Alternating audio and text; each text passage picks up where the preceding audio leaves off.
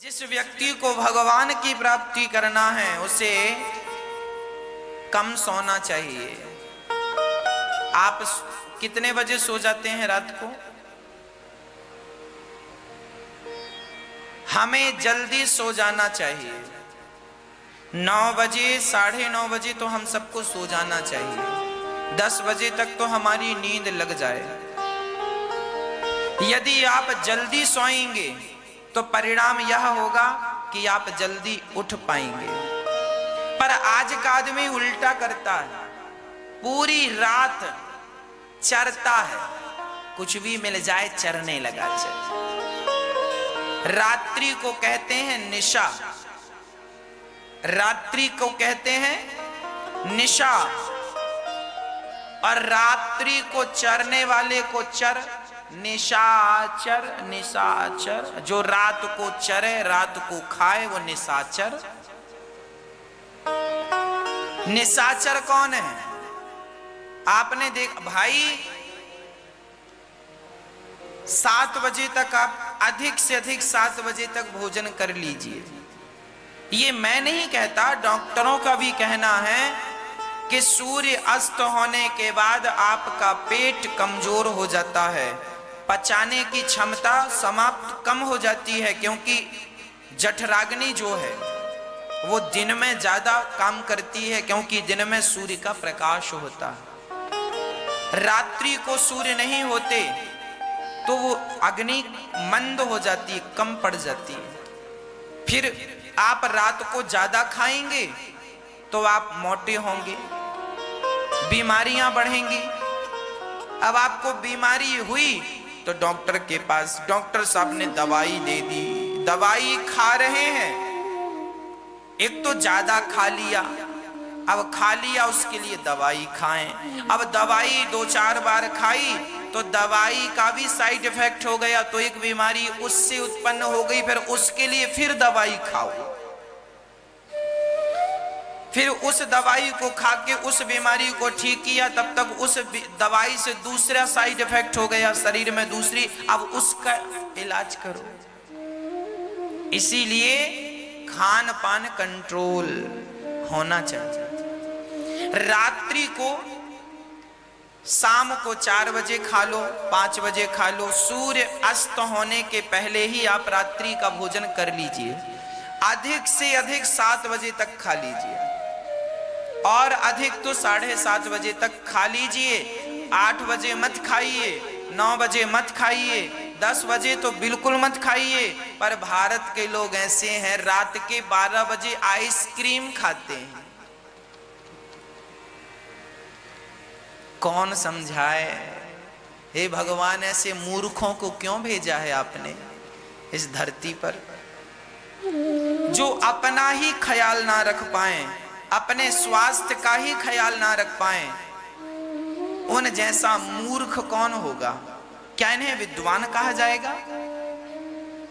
क्या खाना है, क्या नहीं खाना, कब खाना है, कब नहीं खाना, जिसको इतना ज्ञान नहीं है वो आदमी है कि जानवर है?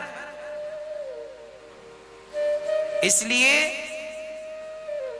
रात्रि को 7 बजे तक खा लीजिए, अधिक से अधिक 7:30 बजे तक खा लीजिए।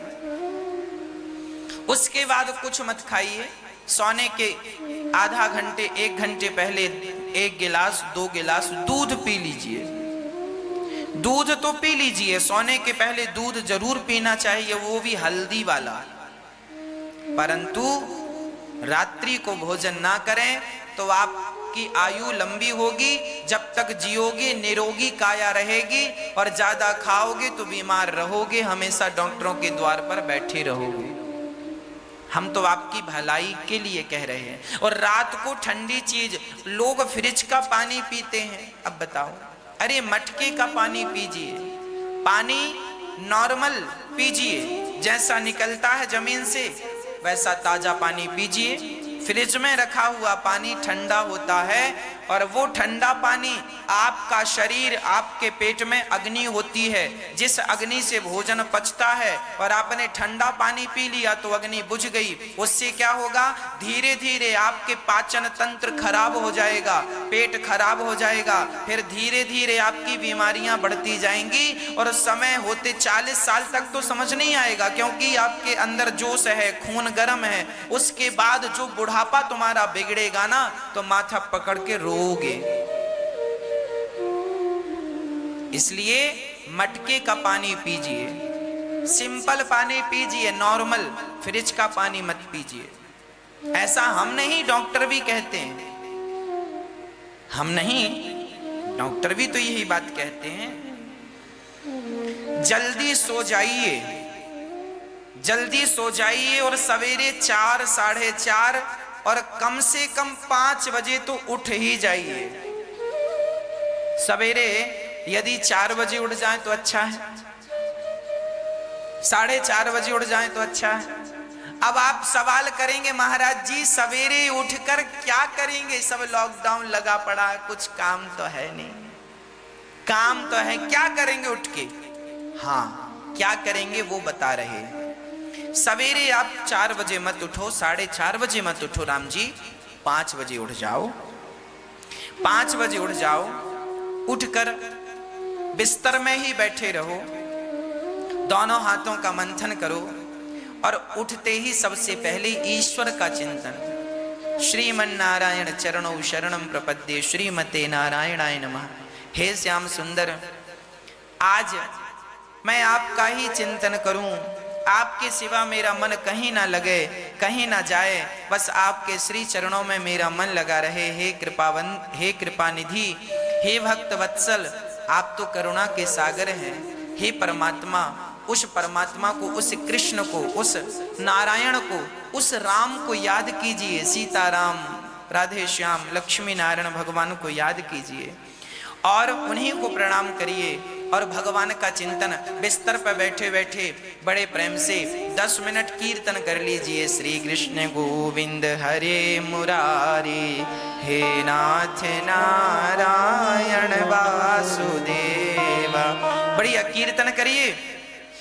आपके घर में यदि छत हो, आंगन हो, तो जाइए जरा आंगन में बैठ जाइए, छत पर बैठ जाइए और सूर्य भगवान उदय हो रहे होंगे तो सूर्योदय का दर्शन कीजिए। जिस व्यक्ति ने अपने जीवन में सूर्योदय का दर्शन नहीं किया, उसके जीवन में कभी भी सूर्योदय नहीं होगा, अर्थात वो व्यक्ति कभी सफल नहीं हो सकता। सूर्योदय का दर्शन ही नहीं किया तो आपके जीवन में सुख के सूर्य कैसे उदय होंगे? आपके जीवन में सुख का सूर्य तो तब उदय होगा जब आप सूर्योदय का दर्शन करेंगे। सुबह का वो चिड़ियों का चहकना, सुबह का वो शुद्ध सुबह की हवा, हो सके तो जल्दी से छत में बैठकर हम तो सबसे पहले क्या करते हैं, सबसे पहले उठते हैं, 1, 2, 3 गिलास पानी पीते हैं, भगवान का चिंतन करते हैं, सबसे पहले स्नान करते हैं, अपनी क्रियाओं से निवृत्त होकर स्नान करते हैं और स्नान करने के बाद फिर जाकर छत में बैठो, 1 लोटा जल ले जाओ। सूर्य उदय हो रहा है, तुरंत सूर्य भगवान को 1 लोटा जल, सूर्याय नमः, आदित्याय नमः, भौमाय नमः, खगाय नमः, मित्राय नमः, भास्कराय नमः। सूर्य भगवान को नमस्कार कीजिए। हे सूर्य भगवान, आप सदा हम पर कृपा बनाए रखें। हम हिंदुओं की सबसे बड़ी पूजा, पहली पूजा है सूर्य भगवान की पूजा, तो सूर्य भगवान की पूजा करनी चाहिए। जल चढ़ाना, छत में चटाई बिछा लो और छत में बैठकर विटामिन डी लीजिए। सूर्य के प्रकाश से विटामिन डी मिलता है। छत में बैठकर बढ़िया हवा लीजिए, गहरी गहरी सांसें लीजिए, गहरी गहरी सांसें लीजिए। क्या होगा, आपके जो लंग्स, कोरोना से उन्हीं की मृत्यु हुई है जिनके लंग्स कमजोर थे। कोरोना से उन्हीं की मृत्यु हुई है जिनके फेफड़े कमजोर थे। कमजोर क्यों हो जाते हैं? हम हमेशा सामान्य ऑक्सीजन लेते हैं, ले रहे हैं, बात कर रहे हैं ऑक्सीजन। इस ऑक्सीजन से काम नहीं होता। शरीर को स्वस्थ रखना है तो शरीर के हर अंग में ऑक्सीजन पहुंचाना आपकी जिम्मेदारी है। और वो कैसे पहुंचेगा? सवेरे स्वच्छ हवा होती है, छत में बैठो, आंगन में बैठो, रीढ़ की हड्डी सीधी करो और गहरी सांस लो। ऐसे पूरी सांस अंदर भर लो, भर के उससे थोड़ी देर रोक के रखो, फेफड़ों में पूरी हवा रहे, फिर धीरे धीरे छोड़ो। फिर भस्त्रिका प्राणायाम जोर जोर से, ऐसे ऐसे गहरी सांस लो, फिर छोड़ो। लो, क्या होगा? जब प्रेशर से सांस अंदर जाएगी तो हमारे फेफड़ों में जितना कचरा जमा होगा वो हवा के प्रेशर से निकल जाएगा और हमारे फेफड़े स्ट्रांग होंगे, मजबूत होंगे, बीमारियों से लड़ने की क्षमता बढ़ेगी। नहीं तो थोड़ी सी बीमारी हुई तो डॉक्टर के पास। कपालभाति, पेट को अंदर कीजिए, सवेरे योग कीजिए।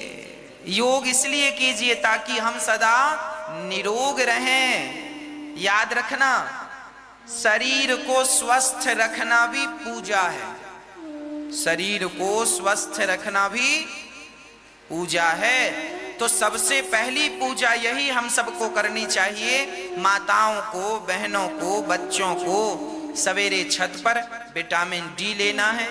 और सवेरे यदि आपने योग कर लिया, एक्सरसाइज कर ली, तो आप दिन भर के लिए एनर्जी से भरे रहेंगे। आलस्य नहीं होगा, प्रमाद नहीं होगा, चिड़चिड़ापन समाप्त हो जाएगा। आपकी जिंदगी में एक सुख की अनुभूति होगी, आनंद की अनुभूति। उसके बाद योग करने के बाद आप फिर अपने काम में लग जाएं।